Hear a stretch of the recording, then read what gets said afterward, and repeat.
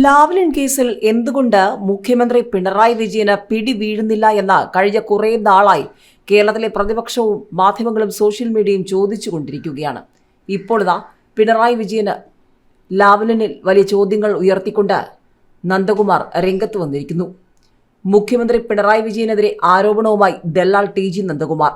ലാവ്ലിനുമായി ബന്ധപ്പെട്ട കേസ് 2016 വീണ്ടും കോടതിയിൽ വന്നപ്പോൾ പിണറായി വിജയൻ തന്റെ സഹായം തേടിയെന്നാണ് ടി.ജി. നന്ദകുമാർ പ്രമുഖ മാധ്യമത്തിന്റെ ചർച്ചയിൽ ആരോപിച്ചത്. കേസ് ഹൈക്കോടതി ബെഞ്ചിൽ നിന്ന് മാറ്റിവെക്കാൻ പിണറായി വിജയൻ തന്റെ സഹായം തേടിയെന്ന ഗുരുതര ആരോപണമാണ് ടി.ജി. നന്ദകുമാർ ഉന്നയിച്ചിരിക്കുന്നത്. മുഖ്യമന്ത്രി പിണറായി വിജയനെതിരെ ഗുരുതരമായ ആരോപണങ്ങളാണ് നന്ദകുമാർ ഉന്നയിച്ചിരിക്കുന്നത്. 2016 മുഖ്യമന്ത്രി പിണറായി വിജയൻ നവകേരള യാത്ര നടത്തുമ്പോൾ ലാവ്ലിൻ കേസ് വീണ്ടും വിഴുങ്ങാൻ വന്നപ്പോൾ അദ്ദേഹം തന്റെ സഹായം തേടിയ ആളാണ്. ഇല്ലെന്ന പിണറായി വിജയൻ പറയട്ടെ, തന്നെ അറിയില്ല എന്ന് പറയരുത്. 2013 ലാവ്ലിൻ കേസ് ഡിസ്ചാർജ് ചെയ്തതിന് മേൽ ഹൈക്കോടതിയിൽ അപ്പീൽ വന്നു. 2016 തെരഞ്ഞെടുപ്പിന് മുൻപ് അപ്പീൽ കേൾക്കാൻ തീരുമാനിച്ചു. അതായത് സംസ്ഥാന സർക്കാർ ഹൈക്കോടതിയിൽ പെറ്റീഷൻ ഫയൽ ചെയ്തു. തെരഞ്ഞെടുപ്പിന് മുൻപ് ഹിയറിംഗ് പോസ്റ്റ് ചെയ്തു. അന്ന് അപ്പീൽ ജസ്റ്റിസ് ഉബൈദിന്റെ ബെഞ്ചിൽ വന്നപ്പോൾ ജസ്റ്റിസ് ഉബൈദ് അത് കേട്ടാൽ അപകടകരമാകുമെന്നും അന്നത്തെ director general of prosecution Asaf Ali plan ചെയ്ത ചില സർക്കാർ പെറ്റീഷനാണ് ഇട്ടേക്കുന്നത് എന്ന് മനസ്സിലാക്കി ആ കേസ് ആ ബെഞ്ചിൽ നിന്നും ഒഴിവാക്കാൻ കെ.വി. സോഹൻ എന്ന വക്കീലിനെയാണ് പിണറായി വിജയൻ കണ്ടെത്തിയത്. എന്നാൽ കെ.വി. സോഹന്റെ വക്കാലത്തിൽ ഒഴിവാക്കപ്പെട്ടില്ലെങ്കിലും തെരഞ്ഞെടുപ്പ് കഴിഞ്ഞ് മാറ്റിക്കൊടുത്തു. ആ സോഹനെ 1ാം LDF സർക്കാർ അറ്റോർണിയാക്കി. 2ാം LDF സർക്കാർ വന്നപ്പോൾ സോഹനെ പറഞ്ഞുവിട്ടു. കാരണം പിണറായി വിജയന്റെ ആവശ്യം കഴിഞ്ഞു.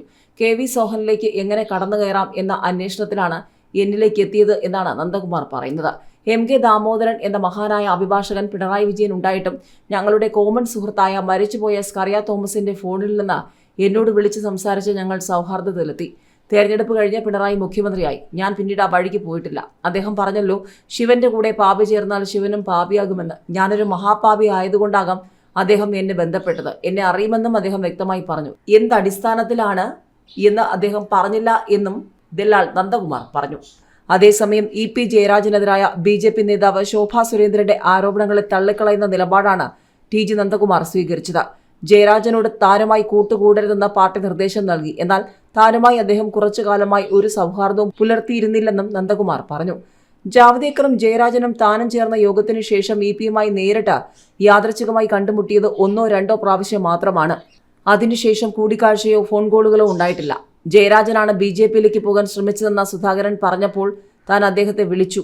ഇത് അസംബന്ധമാണ് പറയുന്നത്. ശോഭയും സുധാകരനും നടത്തുന്ന നാടകമാണ്. നമ്മൾ നടന്ന കാര്യം പറയണം. പറഞ്ഞില്ലെങ്കിൽ അബദ്ധത്തിലാകുമെന്ന് താൻ ജയരാജനോട് പറഞ്ഞെന്നും നന്ദകുമാർ പറഞ്ഞു. ജയരാജന്റെ സമ്മതത്തോടെയാണ് ജാവ്ദേക്കറുമായുള്ള കൂടിക്കാഴ്ചയെക്കുറിച്ച് താൻ പുറത്തു പറഞ്ഞതെന്നും ടി.ജി. നന്ദകുമാർ പറഞ്ഞു.